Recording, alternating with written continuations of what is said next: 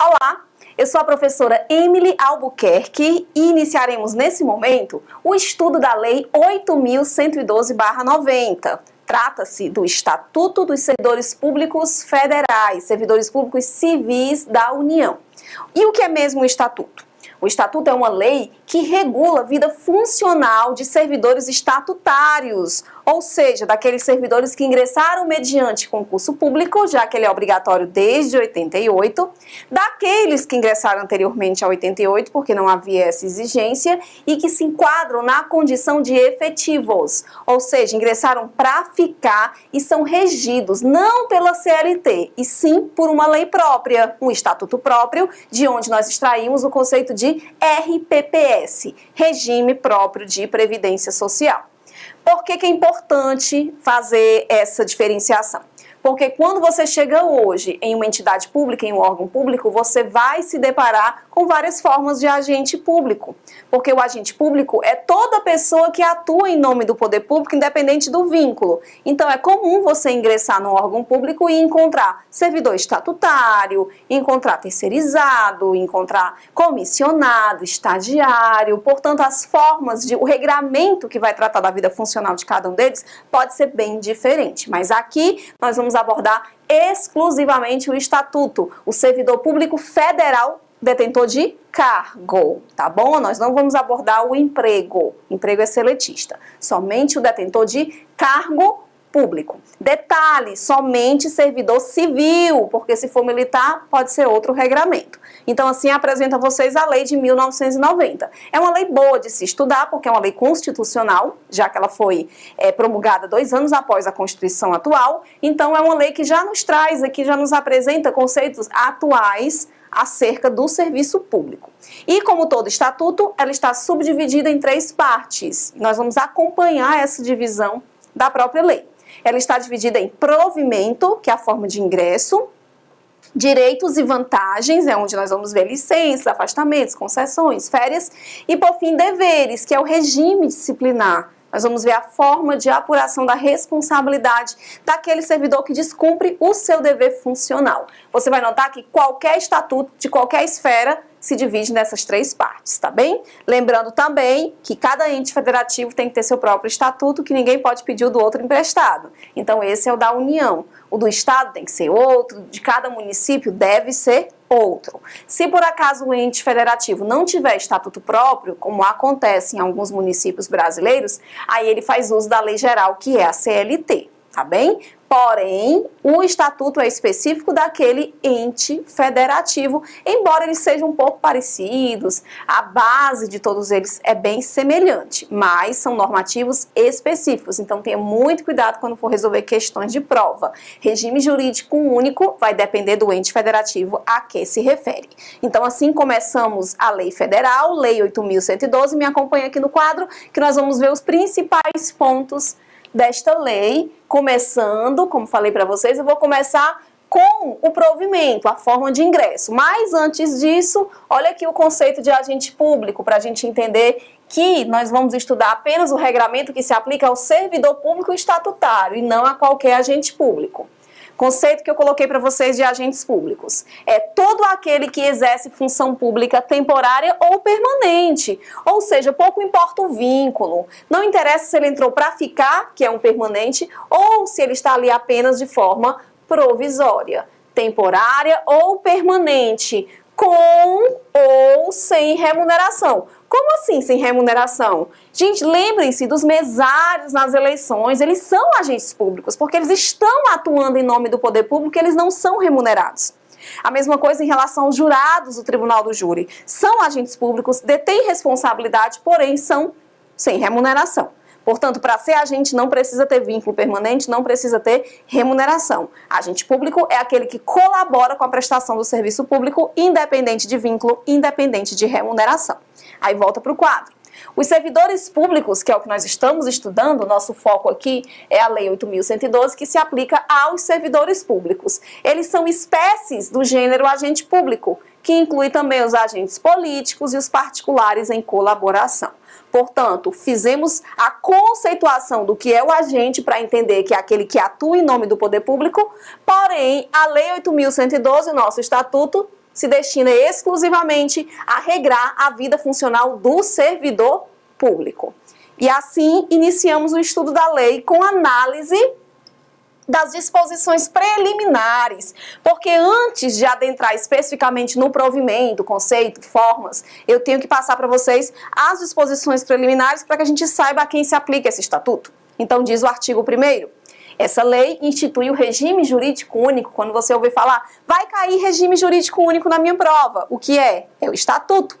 Essa lei, ela regula, ela trata do regime jurídico único dos servidores públicos civis, da União, vamos lá. Não entra militar, servidor público civil, da União e das entidades com personalidade jurídica de direito público a ela vinculada.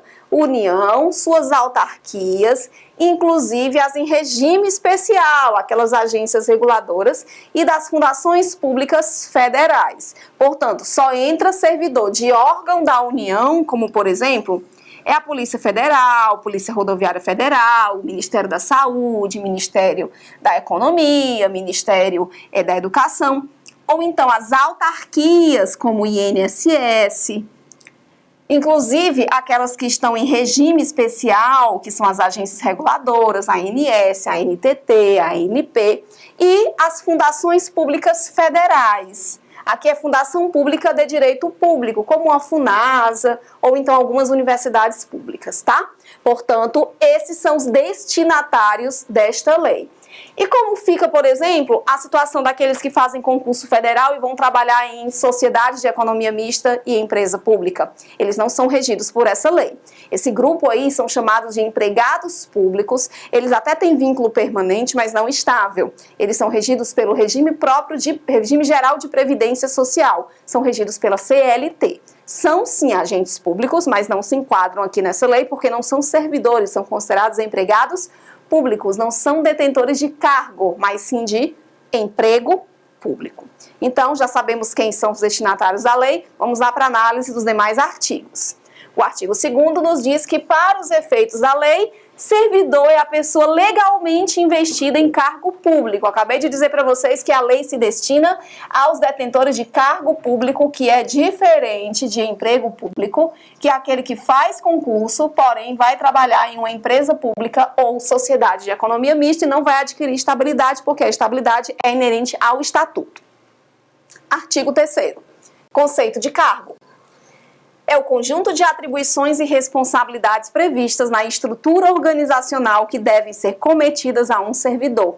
Gente, conjunto de atribuições e responsabilidades. Se é um conjunto de atribuições e responsabilidades, é porque existe uma carreira. Existe uma carreira a ser cumprida. Parágrafo único. Esses cargos, que são acessíveis a todos os brasileiros, são criados por lei. Todo cargo é criado por lei. O cargo não pode ser criado mediante outro instrumento normativo abaixo da lei. Eles são criados por lei, com denominação própria e vencimento pago pelos cofres públicos, para provimento em caráter efetivo, que é aquele que entra para ficar, ou em comissão. Comissão é aquele que não faz concurso, mas é escolhido em conformidade com regras contidas no artigo 37, inciso 5 da Constituição Federal. Comissionado é aquele que vai exercer atribuições de extrema relevância e da confiança da autoridade. Somente atribuições de direção, chefia e assessoramento para as quais não se exige concurso. É escolhido da livre escolha da autoridade, razão pela qual ele pode ser nomeado a qualquer tempo e exonerado a qualquer tempo quando a autoridade não o quiser mais. O que nós temos de mais relevante aqui no artigo 3º é compreender que o cargo público pode ser ocupado por qualquer pessoa, qualquer brasileiro, acessível a todos os brasileiros. Mas nós vamos ver mais adiante que, em conformidade com a Constituição Federal, artigo 37, o estrangeiro também pode vir a ocupá-lo na forma da lei. Então, você só encontra estrangeiro ocupando cargo público se houver previsão legal para isso. E a própria Lei 8.112 diz que é possível, somente para cargos de pesquisador, cientista, professor, não é para qualquer cargo. Quando ela diz que se aplica a qualquer brasileiro, é porque ela está se referindo ao brasileiro nato, que é aquele que adquire a nacionalidade brasileira de forma primária, como sua primeira pátria, e ao naturalizado, que é aquele que adquire de forma secundária, é estrangeiro e pede para se tornar brasileiro, segue os requisitos exigidos por lei. Então, muita informação importante aqui no artigo 3º, desde a conceituação do que é cargo e até a acessibilidade, quem é que pode vir a ocupar este cargo público. E, continuando, vem o artigo 4º. É proibida a prestação de serviços gratuitos, salvo quando previsto em lei. Se é proibida a prestação de serviço gratuito, é porque eu tenho que deixar claro que a atividade exercida em cargo público, ela deve ser remunerada. Daí é que nós vamos trabalhar na segunda parte aqui do Estatuto, um capítulo chamado Direitos e Vantagens, e é lá onde nós vamos encontrar a chamada retribuição pecuniária, que é quanto que aquele servidor vai receber em razão das atribuições do cargo, já que, em regra, é proibida a prestação de serviço gratuito, a não ser que tenha uma previsão legal que permita. Lembrando que a gente não está falando aqui de particular em colaboração com o poder público, tá? Nós estamos falando do servidor detentor de cargo público efetivo, já que nós estamos estudando o Estatuto. E assim, vimos as disposições preliminares, compreendemos aqui rapidamente o objetivo desse Estatuto, é onde nós vamos então para a acessibilidade. Acessibilidade ao serviço público. Nós vamos encontrar isso aqui entre os artigos 5 ao 22, tá? Conforme já dito anteriormente, o cargo público é acessível a quem? Ao brasileiro. Quando eu coloco o brasileiro aqui, é o nato, que adquire de forma primária, aquele que é brasileiro desde que nasce, e o naturalizado, que é aquele que adquire a nacionalidade de forma secundária. Perfeito. Mas também ao estrangeiro. Como é que o estrangeiro pode vir a ocupar um cargo público? Segundo o artigo 37 da Constituição Federal, o estrangeiro pode ocupar sim, na forma da lei, ou seja, se tiver previsão legal, é possível que o estrangeiro venha a ocupar esse cargo público. Aí a observação. A emenda constitucional 19 de 98, eu vou comentar muito essa emenda, porque essa emenda ela é conhecida como a reforma administrativa, tá?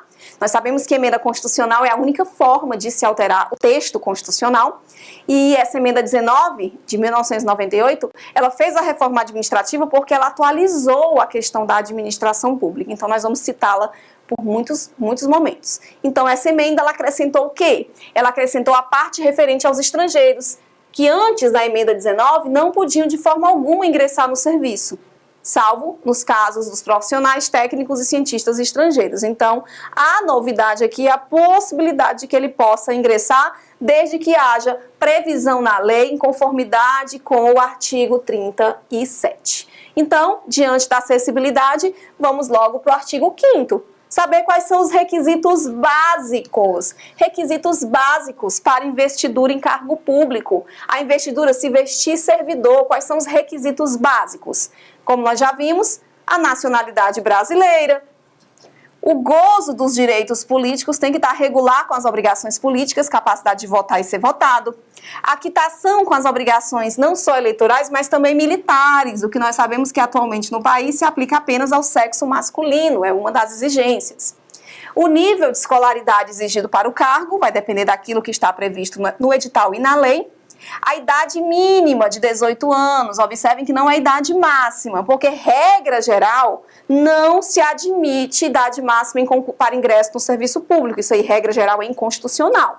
Salvo quando as atribuições do cargo exigirem e houver previsão legal, que é o que acontece, por exemplo, com os policiais militares. Então, o que nós temos de rigor aqui é a idade mínima, tem que ter 18 anos. A idade máxima não é possível aplicá-la, é inconstitucional. Então, idade mínima de 18 e a aptidão física e mental, que vai ser avaliada mediante testes. Então, existirão exames médicos, perícia médica oficial, que vai constatar a aptidão física e mental daquele candidato à investidura no cargo. O que é a investidura? A investidura é quando ele, de fato, torna-se servidor. Nós aprendemos que a posse é o ato que completa a investidura. Então, o momento da posse é o momento em que o candidato, recém-aprovado no concurso, que foi nomeado, ele assina os documentos e, a partir daqui, torna-se servidor. Então, a posse complementa a investidura, sendo, portanto, o momento em que ele vai ter que comprovar os requisitos que estão aqui no quadro, inclusive a questão do nível de escolaridade. Tem muito aluno que chega e diz assim: professora, eu quero tentar um concurso que é para nível superior, mas ainda estou na faculdade, vale a pena? A resposta é: depende. Você está perto de concluir? Existe a possibilidade de que você conclua a época da nomeação? Se existir, claro que é possível, mas observe bem isso aí, tá? Quando você se inscreve no concurso, não vai ser exigida a sua escolaridade, não. Ela vai ser exigida no momento da investidura.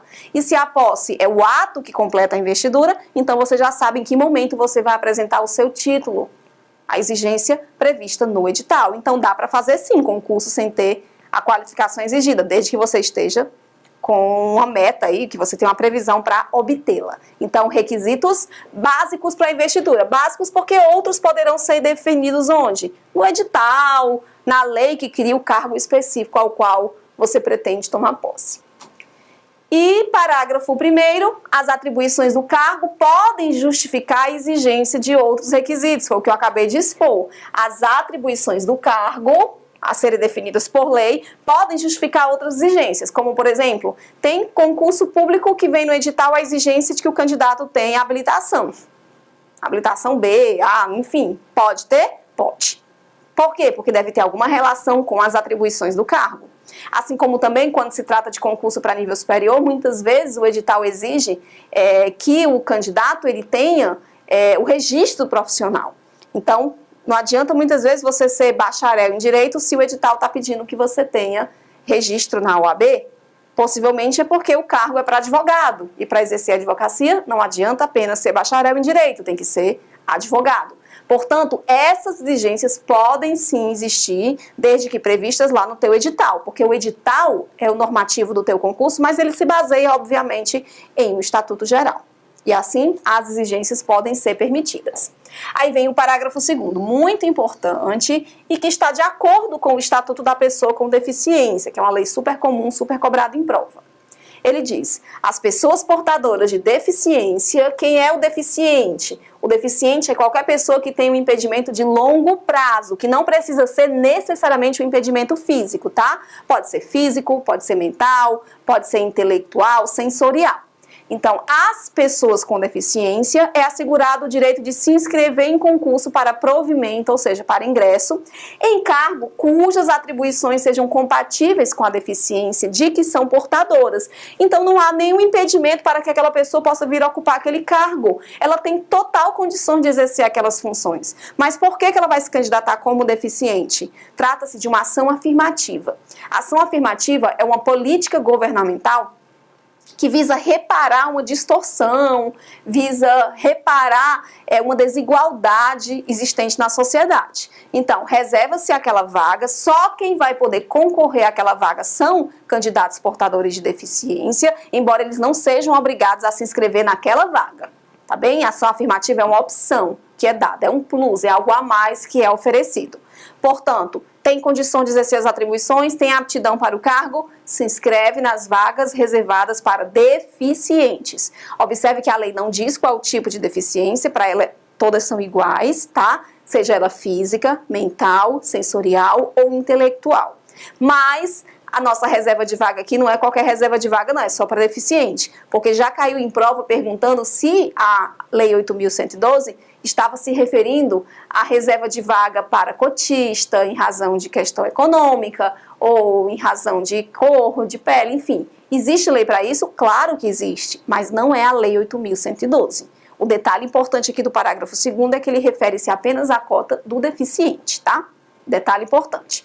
Aí continua dizendo que para tais pessoas serão reservadas qual percentual? Até 20% das vagas oferecidas no concurso. Até 20%, tá? Não é 20% como muitos pensam, até 20%. Tem uma lei específica que diz que é no mínimo 5%. Então já posso até adiantar para vocês aqui, a título de informação, que o percentual de vagas varia de 5% a 20% das vagas oferecidas. É obrigatório? Sim, salvo quando o número de vagas não justificar os 20%. Digamos que é um concurso para uma vaga, 2. Não tem sentido exigir essa vaga porque não preenche o requisito de lei.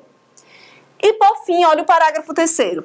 As universidades e instituições de pesquisa científica e tecnológica federais poderão prover seus cargos com professores, técnicos, cientistas estrangeiros. Está aqui a possibilidade de que o estrangeiro venha a ocupar um cargo público. É possível sim, desde que tenha previsão em lei, é o que está no artigo 37 da Constituição. Como já dito anteriormente, isso aqui foi proveniente da reforma. Então, hoje é possível, a Constituição diz que, tendo previsão legal, plenamente possível que o estrangeiro venha ocupar um cargo público. Portanto, está aqui os requisitos para provimento, para ingresso no serviço público efetivo. Com esses requisitos, a gente compreende aqui o conceito de provimento. O que é mesmo provimento? Provimento significa ingresso. Tanto que provimento é exatamente o oposto de vacância. Enquanto provimento é ingresso, vacância é saída. Diz o artigo 3º, que o provimento dos cargos públicos far-se-á mediante ato da autoridade competente. Sim, porque quem vai conceder posse ao candidato aprovado em concurso é a autoridade competente. E o artigo 7º deixa claro que a investidura em cargo público ocorre com a posse. Nós comentamos isso anteriormente. É uma linha do tempo que você tem que ter em mente, bem interessante. Você passou no concurso público, você vai aguardar a sua nomeação, que é a sua convocação, para que, caso você tenha interesse, dentro do prazo previsto em lei, você compareça para a posse. Porque a posse é o ato que completa a investidura no cargo, como diz o artigo 7º. A investidura ocorrerá com a posse. É na posse que você vai se tornar servidor, você vai assinar os documentos, inclusive o ato de posse, onde você vai se comprometer a cumprir as atribuições do seu cargo. A partir da posse, você passa a ter vários deveres, várias obrigações, mas direito você só tem quando você de fato começa a trabalhar. Então, uma vez tomado posse, você tem um prazo para se apresentar ao exercício. Olha a diferença. A posse vai ser concedida pela autoridade competente. Já o exercício é pela chefia imediata. Você comparece, apresenta e a partir dali você passará a ser detentor de direitos inerentes ao seu cargo público. Então, essa linha do tempo aqui é bem importante para você. Você vai se tornar servidor na posse, tá? Aí vamos lá para o artigo 8º, já que estamos falando aqui de provimento, o artigo 8º nos diz quais são as formas de provimento. São formas de provimento. Aí temos aqui um rol, observem que alguns estão inclusive revogados, tá? Você vai notar que a ascensão e a transferência são formas de provimento que já não estão mais vigentes. Vamos trabalhar apenas com nomeação, promoção, readaptação, reversão, aproveitamento, reintegração e recondução. Mas antes de abordarmos cada uma dessas formas de provimento, que é o que nós vamos fazer adiante, eu quero só diferenciar para vocês aqui o provimento em originário e derivado. Eu já sei que provimento é o ingresso do servidor. É o vínculo que ele vai ter com o serviço público, não é à toa que provimento é o oposto de vacância, que é quando ele sai. Eu vou dividir aqui o provimento em dois grupos. Eu tenho o provimento originário, que é o primeiro ingresso, é o primeiro vínculo, é o primeiro contato. E tenho o provimento derivado, que parte do pressuposto de que ocorreram mudanças na vida funcional daquele servidor. Ou seja, ele já era servidor. O provimento originário é o primeiro vínculo, e o primeiro vínculo é a nomeação, que é a convocação para que, caso ele tenha interesse, ele compareça para a posse. Nomeação que nós vamos estudar daqui a pouquinho. E o provimento derivado, eu parto do pressuposto de que você já é servidor e vão ocorrer apenas mudanças na sua vida funcional. E a primeira mudança está aqui, ó, é a promoção. Promoção significa crescimento na carreira. Promoção. Ele vai crescer na carreira porque ela está inserida em um plano de carreira, onde esse crescimento ele pode ser por antiguidade, levando em consideração o tempo que ele tem atuando naquele cargo, mas ele pode ser também por merecimento, levando em consideração a forma de atuação, os benefícios que ele trouxe à administração pública. É a nossa primeira forma de provimento. Derivado, né? E quanto às formas chamadas de ascensão e transferência, você pode observar aqui que ambas estão revogadas. Foram revogadas pela Lei 9.527 de 97. Por quê? Porque são institutos que não compactuam com a própria Constituição Federal, que diz que a única forma de ingresso é mediante concurso, que você só pode alterar o seu cargo mediante concurso. Enquanto isso, a ascensão permitiria a troca do cargo público sem concurso público. Você, por exemplo, poderia ingressar num cargo e, ao concluir o nível superior, você podia mudar para outro cargo, como acontecia bastante. Era super comum um escrivão de polícia tornar-se delegado ao concluir o nível superior em direito e, obviamente, ter a vaga. Então, essa ascensão não é possível. Hoje, se o escrivão quiser se tornar delegado, ele conclui o nível superior e faz um outro concurso, de modo que a ascensão hoje é inconstitucional. O mesmo eu posso dizer da transferência, que é mais ainda do que a ascensão, porque na transferência eu não mudo só o cargo, eu podia mudar o cargo, a esfera e o poder. Portanto, era algo também que era permitido anteriormente, mas com o advento da Constituição e essa ideia de que cada cargo deve estar associado ao seu próprio concurso, também perdeu completamente a validade. Então, esquece esses dois institutos, ascensão e transferência são revogados, eles não estão de acordo com previsão constitucional. Quais são as demais formas de provimento derivado? Vamos lá para o quadro, então. Já vimos que a promoção é a primeira, já que consiste no crescimento na carreira. O servidor vai crescendo funcionalmente, vai melhorando sua vida funcional conforme seu próprio regulamento. E os demais, colocamos aqui a promoção, olha a segunda forma, readaptação. Aqui na readaptação, o servidor ele está inapto para o exercício daquelas atribuições, mas ele tem condição de ser readaptado em atribuições semelhantes. Aqui na readaptação, o servidor não está inapto para o trabalho, tá? É muito importante isso. Servidor inapto para o trabalho é aposentado por invalidez, o que hoje a Constituição prefere chamar de aposentadoria por incapacidade permanente.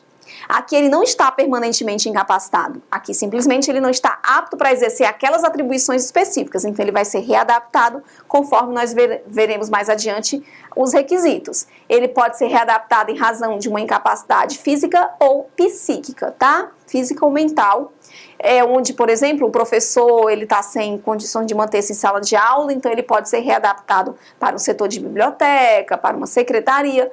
Esse é o objetivo da readaptação, é não perder o servidor, é recolocá-lo em uma atribuição compatível com sua limitação, seja física ou psíquica. Aí temos ainda a reversão, como retorno do servidor aposentado, porque restaram insubsistentes os motivos da aposentadoria. Aqui tem que ter vaga, o servidor tem que provar que ele tem condição de manter-se no cargo. Tem o aproveitamento, que consiste no retorno daquele servidor que estava em disponibilidade, por algum motivo estava em disponibilidade. Temos ainda a reintegração, que também é um retorno, é o retorno daquele que foi desligado ilegalmente, ele prova que o desligamento era irregular e ele volta. E por fim temos a recondução, retorno ao cargo de origem daquele que por algum motivo também estava afastado. Essas são as formas de provimento derivado que nós vamos detalhar a partir de agora. Mas vejam, só pelo conceito breve que eu acabei de passar aqui para vocês. Enquanto que a promoção é crescimento na carreira e a readaptação é uma recolocação do servidor em atribuições compatíveis com sua limitação, as demais formas de provimento derivado, reversão, aproveitamento, reintegração e recondução, são formas de retorno. É uma recolocação do servidor. Por algum motivo ele está retornando. Está retornando da aposentadoria, está retornando da disponibilidade, está retornando de uma demissão irregular ou está retornando para o seu cargo de origem. Então, são formas de retorno. E assim, o provimento se subdivide em dois, originário e derivado. Isso aqui cai em prova? Cai bastante. É super comum a banca colocar uma situação hipotética, te contar lá uma historinha e te questionar qual é o tipo de provimento e muitas vezes pedir para você diferenciar o provimento da vacância, sempre ciente de que enquanto o provimento é ingresso, a vacância consiste na saída. Se te perguntar sobre a ascensão e também a forma de transposição, ou seja, de transferência de cargo, você vai lembrar que é inconstitucional. Mas um detalhe aqui importante que eu acabei não falando. Essas duas formas de provimento aqui são inconstitucionais, mas muitas vezes você confunde no dia a dia o conceito de transferência com remoção. Remoção existe sim, remoção está prevista em lei. O que é a remoção? É o deslocamento do servidor no próprio quadro, com ou sem mudança de sede. Aqui na remoção, o servidor está lotado em uma cidade e pede remoção para outra. Remoção que nós vamos ver que pode ser de ofício, quando for do interesse da administração pública, pode ser a pedido do próprio servidor, ainda pode ser uma troca, remoção mediante permuta. O cuidado que eu quero que você tenha é que não confunda transferência com remoção, porque muitas vezes no dia a dia o servidor diz, eu vou pedir uma transferência para outra sede, vou pedir uma transferência para outra cidade. Isso não é transferência, isso é remoção. Transferência é mudança de cargo, esfera e poder, não é isso que você vai pedir. Transferência é o servidor do Executivo da União que era transferido para o legislativo municipal, por exemplo. Mudava de cargo, de esfera e de poder. Isso é que é transferência e isso é proibido. Então apaga aí da sua mente os conceitos de ascensão, porque ele vai crescer na carreira sem mudança de cargo, sem concurso, não tem como alterar o cargo sem concurso, e transferência, porque aqui é muito pior, ele vai mudar o cargo, a esfera e o poder ao qual ele está vinculado. Não confunde a transferência com a remoção, que nós vamos mais adiante detalhar melhor, você vai compreender muito bem o que significa esse instituto. Então, hoje, provimento como ingresso, vínculo que se tem no exercício funcional, nós temos apenas o originário, que eu vou chamar de nomeação, e os derivados que começam na promoção. Promoção, readaptação, reversão, aproveitamento, reintegração e recondução. Essas são as formas de provimento. No próximo bloco, a gente vai detalhar melhor cada uma dessas formas, tá bem? Muitíssimo obrigada e até mais!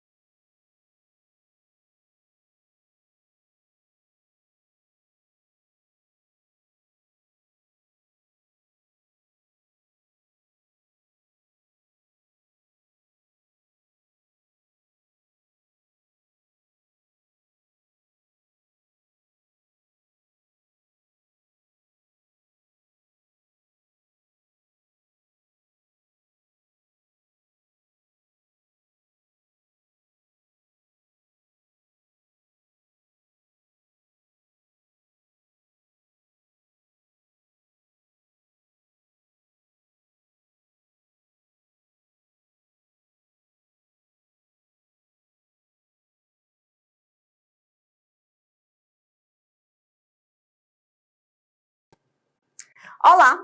Na aula anterior, nós iniciamos o estudo da Lei 8.112, inicialmente abordando o objetivo da lei, o conceito de servidor público, e começamos a falar de provimento, provimento como ingresso.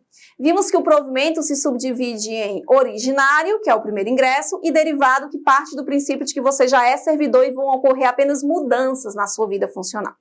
Então, uma vez que nós já apresentamos as formas de provimento que estão vigentes, nós vamos agora detalhá-las. Começando pelo provimento originário, temos apenas a nomeação, e você me acompanha aqui no quadro a partir da análise do artigo 9º. Vamos lá, então? Artigo 9º aborda a nomeação como nossa única forma de provimento originário, porque vai gerar o vínculo do servidor com o quadro do serviço público. A nomeação far-se-á de que forma? Aí temos 3 formas aqui de nomeação que tem tudo a ver com o que nós entendemos acerca do Estatuto. A nomeação pode ser em caráter efetivo, ou seja, para ficar. O efetivo não é o estável, não confunda efetivo com estável. O efetivo é quem entra para ficar. Estável é aquele que adquiriu estabilidade. Então, ela será em caráter efetivo quando se tratar de cargo isolado de provimento efetivo ou de carreira. Ou seja, aprovado em concurso público, vai atuar em um cargo isolado ou um cargo de carreira, onde ele vai poder crescer na carreira, mudar suas atribuições de acordo com o crescimento funcional. Pronto, esse aqui faz concurso. Olha o segundo, nomeação em comissão. Nomeação em comissão para cargo de confiança de livre exoneração, previsão contida no artigo 37, inciso 5 da Constituição Federal. Diferente do efetivo, que só ingressa mediante concurso público de provas, ou de provas e títulos, concurso público aqui é obrigatório para o efetivo, o mesmo não acontece com o comissionado, tá? O comissionado é lá livre nomeação e livre exoneração, é alguém da confiança da autoridade, é alguém que vai ser escolhido para exercer atribuições de direção, de chefia ou de assessoramento. Desse modo, é alguém que não pode ingressar mediante concurso, porque o concurso público, ele seleciona a capacidade intelectual do candidato, ele não seleciona a capacidade de gestão do candidato. Então, para ser chefe, diretor ou assessor, eu preciso de alguém que tenha aptidão funcional para isso, de modo que cabe à autoridade, em conformidade com lei, nomear o meu comissionado. Um detalhe é que a Constituição determina no artigo 37 que esse comissionado pode ser alguém do quadro ou não. Então, de repente, é um servidor que vai acumular seu cargo com a função comissionada, ou pode ser alguém de fora, um particular que não tenha nenhum vínculo com o poder público e que vai atuar como diretor, como chefe ou assessor, recebendo apenas a função comissionada, tá bom? Detalhe importante, é o que acaba diferenciando a comissão da confiança, já que a confiança tem que ser de servidor efetivo, comissão não precisa. Pode ser o servidor de fora, alguém de fora, sem vínculo nenhum. E vimos então a nomeação em caráter efetivo, nomeação em comissão, e temos mais uma aqui em comissão. Inclusive na condição de interino, o interino é o substituto.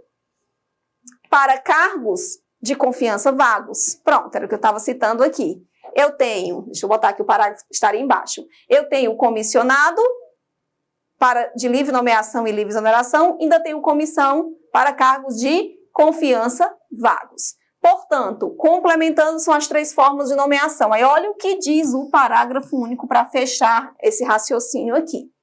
Ele diz que o servidor ocupante de cargo em comissão ou de natureza especial poderá ser nomeado para ter exercício interinamente em outro cargo de confiança sem prejuízo das atribuições do que atualmente ocupa. Hipótese em que deverá optar pela remuneração de um deles durante o período de interinidade. Então, de repente, o servidor ele já possui uma atribuição comissionada, mas ele foi convidado para substituir outro comissionado. Ele pode, desde que faça a opção. Isso aqui acontece muito, porque digamos que ele já tem um DAS, ele tem um DS1, uma função comissionada, mas ele foi convidado para substituir o chefe, que está de férias, em substituição interina, está de licença médica. Então, ele vai substituí-lo e, de repente, o chefe tem um DS3. Ele vai optar pela gratificação que lhe for mais conveniente. É possível, sim. O que não é possível é acumulá-las, tá? Ele pode simplesmente optar, lógico, pela gratificação de maior valor. Portanto, falou em nomeação, falou em ingresso. Pode ser efetivo, como nós já vimos, ou comissionado. É o que diz o artigo 9º. Mas aí vamos tratar um pouquinho mais desse instituto. Continuando aqui, olha o artigo 10. A nomeação para cargo de carreira ou cargo isolado, cargo de carreira quando tem aquele crescimento funcional na própria carreira, e o cargo isolado é o cargo único, né? Essa nomeação de provimento efetivo depende de prévia habilitação em concurso público obrigatório desde 1988, exigência constitucional. Esse concurso pode ser de provas ou ele pode ser também de provas e títulos. Concurso de prova pode ter várias etapas, mas elas são consideradas provas.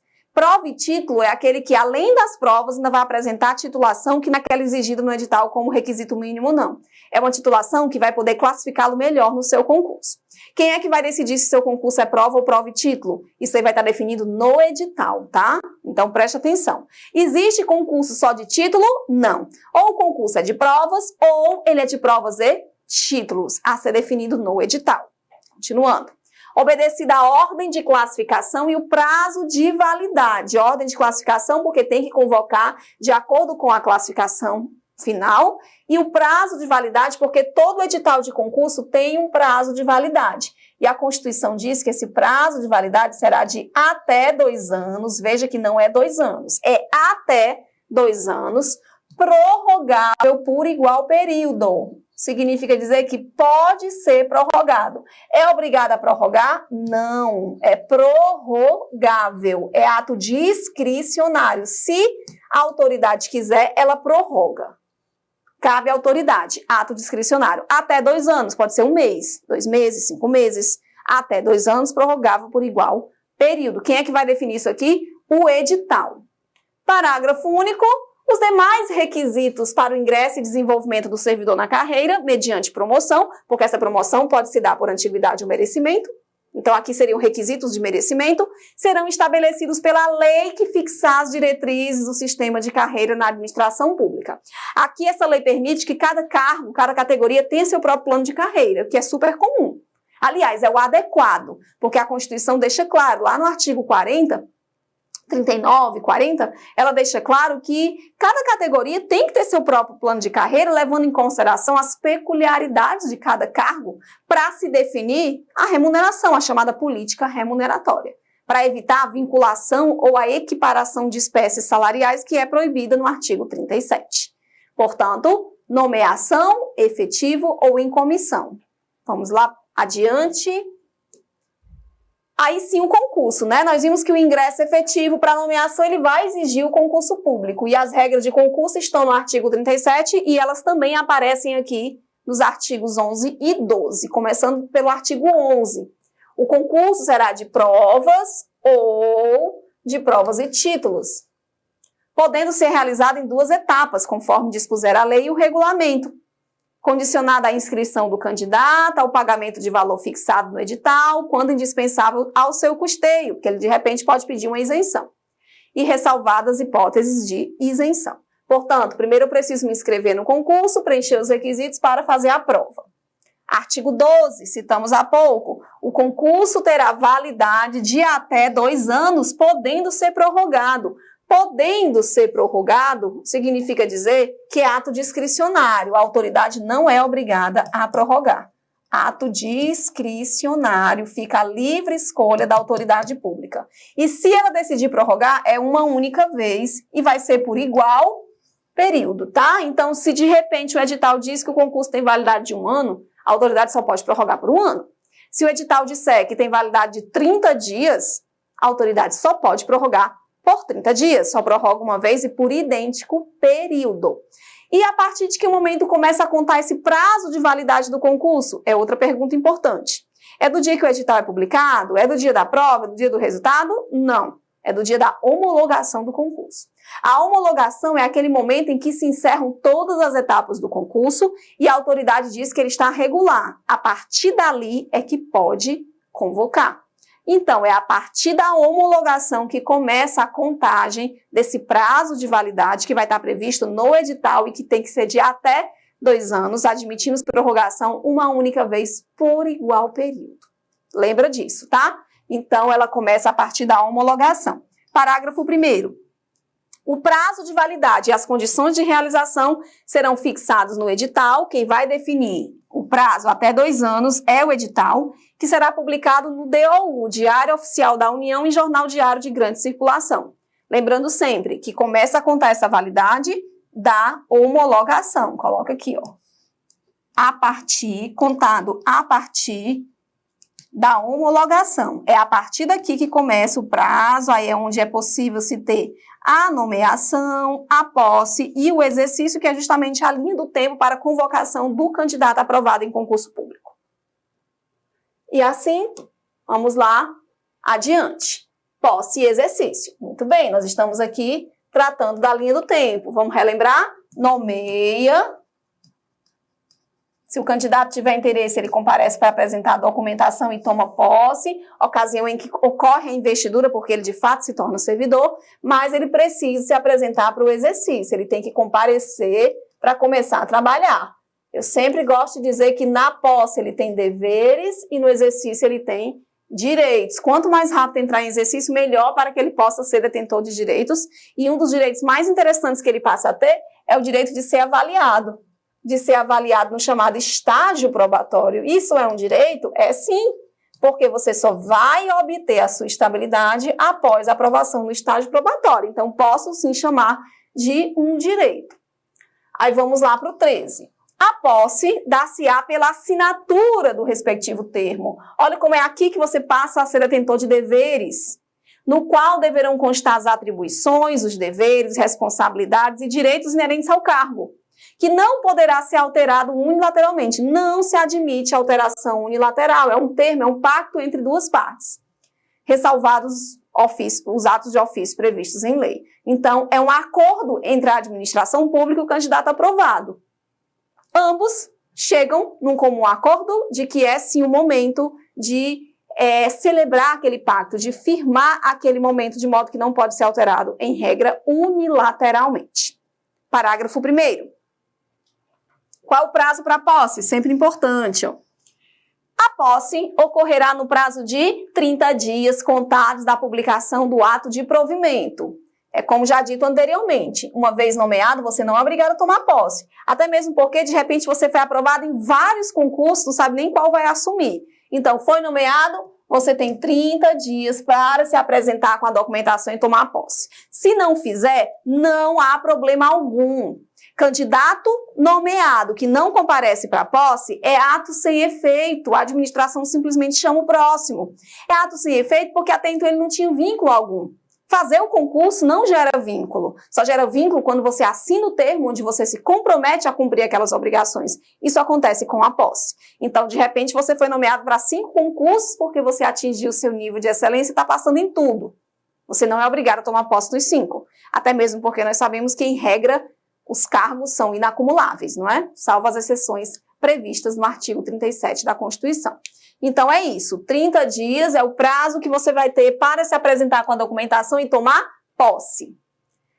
Em se tratando de servidor que esteja na data da publicação do ato de provimento em licença ou afastado, o prazo será contado do término do impedimento. Gente, se houver algum tipo de impedimento, esses 30 dias começam a contar do momento em que o impedimento deixar de existir. E o parágrafo 3º, muito interessante. Ele nos diz que a posse poderá ocorrer mediante procuração específica. Ou seja, dá para fazer uma procuração e pedir que terceiro tome posse em seu lugar. Mas procuração específica, não vale aquela procuração genérica que dá todos e amplos poderes para uma pessoa. Tem que ser uma procuração específica, autorizando alguém a tomar posse em seu nome, no dia tal, hora tal, no cargo tal. Isso aí é possível sim. Tá bom? Posse, exercício não. Porque posse é apenas um compromisso. O exercício é começar a trabalhar. Enquanto que a posse pode se dar mediante procuração, nós vamos ver daqui a pouquinho que o exercício é ato personalíssimo. Só quem pode entrar em exercício é aquele que tomou posse. Porque exercício é começar a trabalhar. Eu não posso pedir alguém para começar a trabalhar por mim. Essa é a única explicação. Parágrafo 4º. Só haverá posse nos casos de provimento de cargo por nomeação. Então, tem que ser nomeado para cargo efetivo ou comissionado para que se tenha a posse. E olha o parágrafo 5º, como é interessante porque ele acaba sendo compatível com outros instrumentos normativos que você estuda para a sua prova. Ele diz que no ato da posse, o servidor apresentará uma declaração de bens e de valores que constituem seu patrimônio e declaração quanto ao exercício ou não de outro cargo, emprego ou função pública. Então, 2 exigências muito importantes no ato de posse. Vamos lá para a primeira, declaração de bens e valores. Se você for lá para a lei de improbidade administrativa, você vai ver que é exigido no momento da posse que o candidato aprovado, nomeado, apresente sua declaração de bens e valores, inclusive de seus dependentes. Sabe para quê? Para garantir que a administração pública vai acompanhar a sua evolução patrimonial, para prevenir e evitar a ocorrência de improbidade por enriquecimento ilícito. Então, tem que apresentar isso aqui no ato de posse e tem que atualizá-la anualmente. Por sinal, a lei de improbidade diz que o servidor que não apresenta a declaração atualizada, ou então que a apresenta de forma falsa, ele pode sofrer uma sanção gravíssima, que é a demissão a bem do serviço público. Então, tem que apresentar essa declaração no momento da posse e atualizá-la anualmente em conformidade com o que está na lei. Eu posso simplesmente apresentar a minha declaração de imposto de renda? Claro que pode, inclusive autorizar a administração a ter acesso a ela para evitar que você todo ano fique apresentando-a novamente, tá? Então, tem que garantir isso aí. E o que eu tenho que apresentar? Declaração constando todos os meus bens, ficando de fora tão somente os utensílios e bens de uso doméstico. Mas valores em contas bancárias no Brasil e no exterior, alguma herança, patrimônio móvel, imóvel, tudo tem que ser declarado. Então, é a primeira exigência que vai acontecer logo por ocasião da posse. E outra, tem que apresentar uma declaração de que você não acumula ilegalmente cargo, emprego ou função, porque nós sabemos, de acordo com o artigo 37, inciso 16, que a regra é proibido a acumulação de cargo, emprego ou função, salvo as hipóteses lá contidas, 2 cargos de professor, ou 2 cargos de profissional da saúde, ou um de professor com outro de natureza técnica ou científica, ou até mesmo militar. São as exceções. Então, em regra, vamos lá, tomou posse, vai ter que apresentar 2 declarações. Primeiro, a declaração de bens e valores, aí você vai lembrar que isso aqui é em conformidade com a lei de improbidade administrativa, para evitar o enriquecimento ilícito, para que a administração pública acompanhe essa evolução patrimonial do servidor, e também a declaração quanto ao exercício ou não de outro cargo, para evitar que ele acumule ilicitamente cargo, emprego ou função. Parágrafo 6º, será tornado sem efeito o ato de provimento se a posse não ocorre no prazo. Já comentamos isso, ninguém é obrigado a tomar posse. Candidato que é nomeado não toma posse, ato sem efeito, chama o próximo.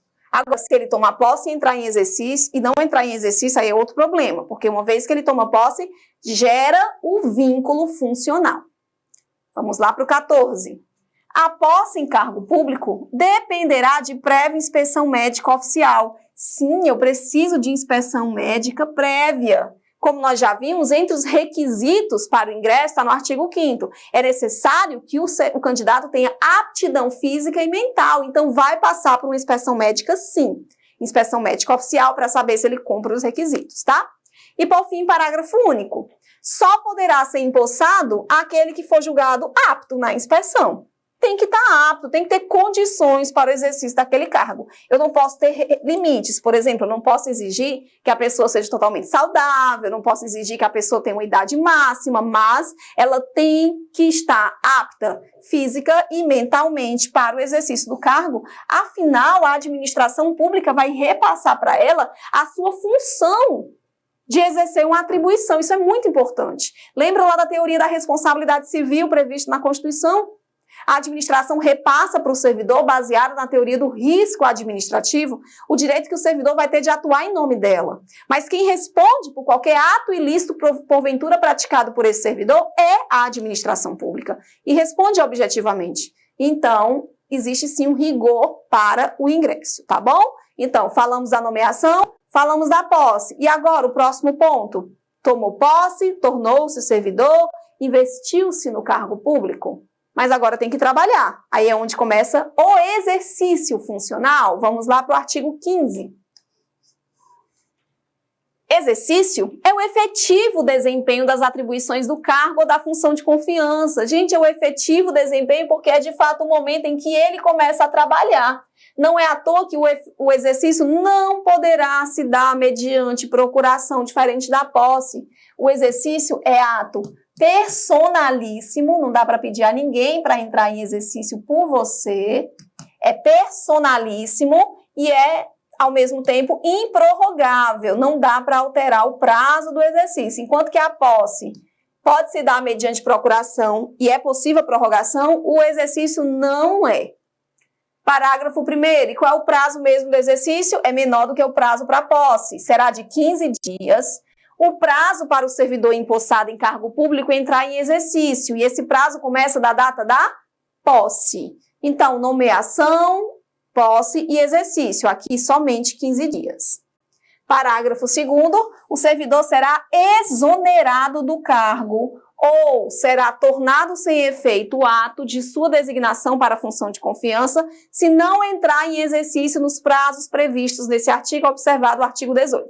Olha, foi nomeado e tomou posse, ok. Se não aparecer para posse, ato sem efeito, não tinha vínculo. Agora, se tomar posse, tem que entrar em exercício. Se não fizer, exonera. A pergunta é, e a exoneração que é? É uma punição? Não. A exoneração não tem caráter punitivo. O objetivo da exoneração é apenas quebrar o vínculo. Porque no momento que ele tomou posse, ele criou o vínculo. Mas agora eu preciso quebrar esse vínculo. E esse vínculo, ele só será quebrado mediante um procedimento chamado exoneração. É somente isso, quebra o vínculo. Essa exoneração ela pode ser a pedido, quando ele não quer ficar, ela pode ser de ofício, então é quebra de vínculo. O servidor será exonerado do cargo ou sem efeito se for comissionado. Parágrafo 3º. A autoridade competente do órgão ou entidade para onde for nomeado ou designado o servidor compete dar-lhe o exercício. Também é interessante, porque quem vai conferir a posse ao servidor é a autoridade máxima. Já o exercício é a chefia imediata, é a quem ele estará subordinado, a chamada chefia imediata a quem ele estará subordinado. Artigo 18. O servidor que deva ter exercício em outro município, em razão de ter sido removido, redistribuído, requisitado, cedido ou posto em exercício provisório, terá no mínimo 10 e no máximo 30 dias de prazo contados da publicação do ato para a retomada do efetivo desempenho das atribuições do cargo, incluído nesse prazo o tempo necessário para o deslocamento na nova sede. Então, quando por acaso o servidor for designado para ter exercício fora, ele tem um prazo para comparecer, de 10 a 30 dias. E um detalhe é que, dentro desse prazo, a vida funcional dele corre normalmente, embora ele não tenha comparecido ainda. Ele vai receber o salário correspondente àqueles dias em que ele está em trânsito, aqui é o chamado trânsito. Foi deslocado de um município para outro. Agora, veja, não é deslocado, tem que ser deslocado de um município para outro em razão de ter sido removido, redistribuído, requisitado, que são institutos diferentes, tá? A remoção, nós vamos daqui a pouquinho aprender a diferença para redistribuição, para requisição ou cessão. Então, ele vai ter um prazo de no mínimo 10 dias e no máximo 30 dias para se apresentar à nova sede. 10 a 30 dias para nova apresentação. Aqui partindo do pressuposto de que ele já é servidor, ele já estava atuando, ele apenas está se apresentando ao novo exercício. Parágrafo 1º. Na hipótese desse servidor encontrar-se em licença ou afastado legalmente, esse prazo será contado a partir do término do impedimento. Mais uma vez, isso aqui é interessante. Olha, se ele está afastado, tem que esperar terminar o prazo, tá? E é facultado ao servidor declinar os prazos. Muito interessante essa última parte aqui. Eu coloquei que o prazo para nova apresentação é 10 a 30 dias. No mínimo 10 e no máximo 30 dias tem que comparecer, e esse tempo que você está afastado é computado normalmente como se tivesse em efetivo exercício. Ótimo. Mas olha o que diz o parágrafo 2º. É facultado ao servidor declinar desses prazos. Ou seja, ele foi removido, redistribuído, ele foi requisitado ou cedido. Ele pode comparecer amanhã ao novo exercício? Pode. Pode. Ele pode se apresentar no mesmo dia se ele tiver pressa? Pode. Eu posso declinar, eu posso abrir mão desse prazo que a lei me concede de 10 a 30 dias. Tá? Isso cai em prova, a gente muitas vezes não entende. Ah, por quê? Porque a lei permite que você abra mão. É no mínimo 10, no máximo 30, mas você pode sim abrir mão e apresentar-se de imediato.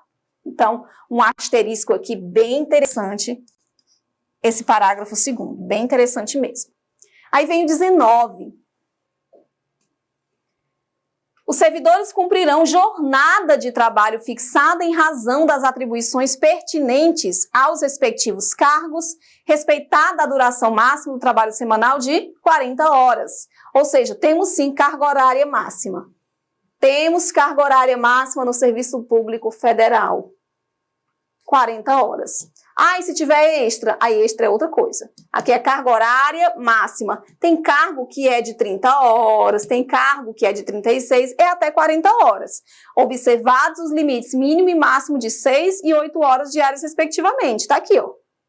Eu estou dizendo que é de 40 horas, mas vai ter órgão que vai utilizar-se de apenas 30. Então, no mínimo 6, no máximo 8 horas diárias, e aqui a gente não está estabelecendo a possibilidade de existência de hora extraordinária.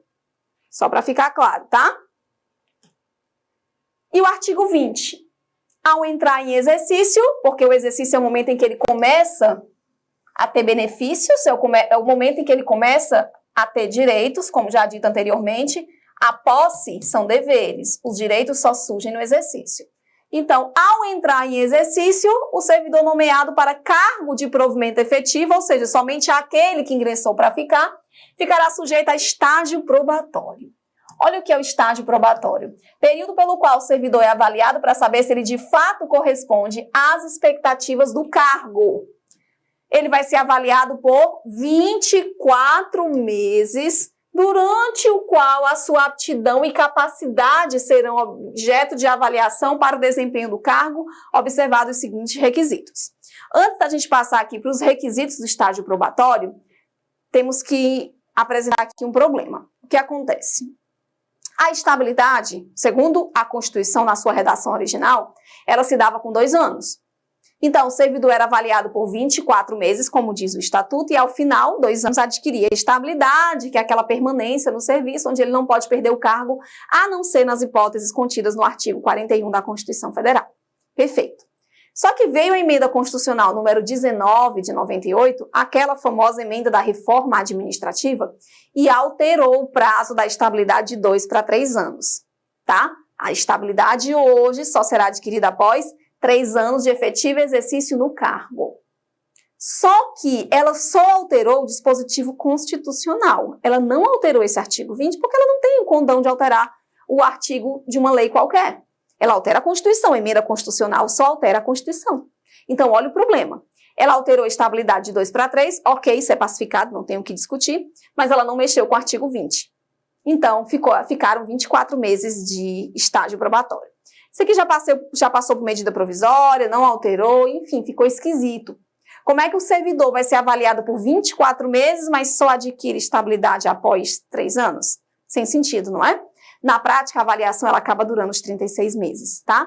E na prova, professora? Bom, eu não posso simplesmente chegar ali e riscar os 24 meses, porque eu não tenho como fundamentar essa revogação para você. Mas você compreendeu que isso aqui não cai mais em prova. Estabilidade, 3 anos. Estágio probatório, período pelo qual o servidor é avaliado para se adquirir estabilidade, que obviamente tem que acompanhar os 3 anos, tá?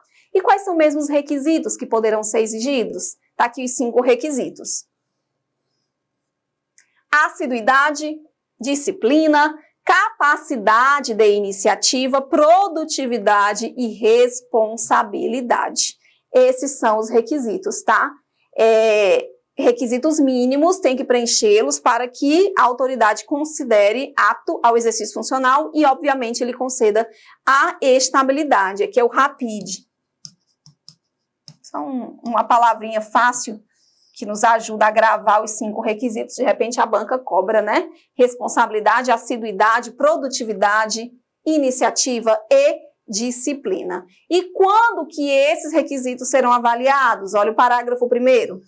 4 meses antes do fim do término do estágio probatório, será submetida à homologação da autoridade competente à avaliação de desempenho do servidor, realizada por uma comissão instituída para esse fim. Sim, vai ter comissão específica que vai analisar o estágio probatório. Agora, a chefia imediata tem que acompanhar o estágio probatório por completo, porque é ela que vai avaliar o servidor e essa avaliação será encaminhada à autoridade máxima, a quem compete conceder-lhe ou não a estabilidade.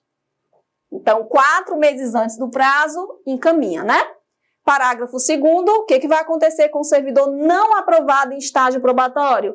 Ele vai ser exonerado, ou seja, quebra de vínculo, não tem caráter punitivo.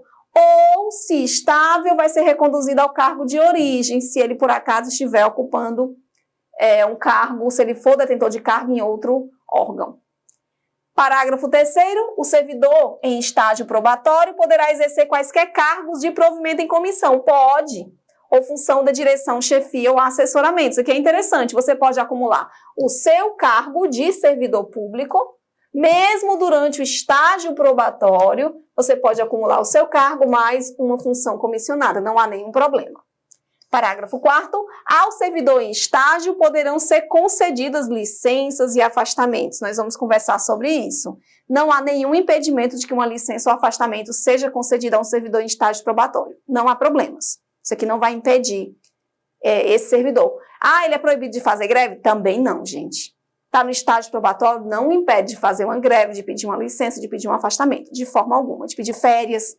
De forma alguma, os direitos já lhe serão concedidos. Agora, passa por todo esse período de avaliação para quê? Para adquirir a tal da estabilidade, que é um direito. Muitíssimo obrigada e até a próxima. E aí, querido concurseiro, futuro servidor. Isso mesmo, porque você vai se tornar servidor público em 2021. Você que está se preparando para o IFCE, saiba que os conteúdos, as disciplinas desse concurso são muito parecidas com outras disciplinas de outros concursos, como, por exemplo, o UFC, cargo de assistente, técnico administrativo ou inclusive administrador. Então, quando você estuda da maneira correta, estudando a base forte, você estará preparado para qualquer concurso. Sabe aqueles editais que deveriam ter saído em 2020, não saíram por causa da pandemia, deveriam ter saído em 2021, também não saíram por causa da pandemia? Pois é, eles vão sair agora, no segundo semestre de 2021 e no primeiro semestre de 2022. E sabe quem é que vai conseguir aproveitar a oportunidade? Aquele aluno que está estudando antecipadamente. Isso mesmo, antes do edital sair. Porque se você estudar antes do edital sair e já viu toda a matéria teórica, já resolveu questões, depois você foca em revisões e mais questões, tirando apenas algumas dúvidas. Por isso que você tem que tomar a decisão hoje de se tornar concurseiro profissional, onde você vai ter um método adequado de estudos, com um passo a passo de como é que você deve estudar. E por isso o Tiradentes preparou o FCE Platinum, onde o mentor, ninguém mais, ninguém menos do que o Marcelo Soares, aprovado em diversos concursos na área administrativa. Além de ter um método passo a passo, com 3 sessões tira-dúvidas com ele, você também tem 5 sessões tira-dúvidas com os professores, onde você vai dizer, ó, professor, eu não entendi essa matéria, ó, professor, eu não entendi aquela outra matéria. Além do curso completo teórico, curso completo de questões e diversos bônus, como, por exemplo, curso do zero de informática, curso do zero de raciocínio lógico, curso do zero de português, porque são aquelas disciplinas que vocês, ó, Giovana, eu tenho uma média de acertos nessa questão aqui, nesse assunto aqui de tanto, mas essa disciplina não entra de jeito nenhum. Então o curso do zero vai resolver esse seu problema. Quando o edital sair, o curso vai ser atualizado caso seja adicionada alguma nova disciplina, uma mudança na legislação ou retirado. Então não tem problema nenhum. Isso sem nenhum custo para você. Mas tudo isso é para você que se matricular no IFC Platinum. Venha fazer parte desse grupo seleto de alunos que estão se transformando em concurseiros profissionais para poderem ter mais competitividade. Inclusive, dentro dos bônus, tem 500 questões comentadas por mim. E além dos melhores professores de administração. A gente preparou uma equipe com os melhores professores do Brasil. Isso mesmo. Claro que estamos contando também com os professores daqui, né? É óbvio. Então, clique agora no link que está disponível e efetue sua matrícula. Se você tiver alguma dúvida, entre em contato com nossa central de vendas ou entre em contato comigo mesmo, sem problema algum, que eu estou aqui para te ajudar. Então, ó, concurseiro e futuro servidor. Projeto Servidor em 2021. Por que não? Aguardamos você.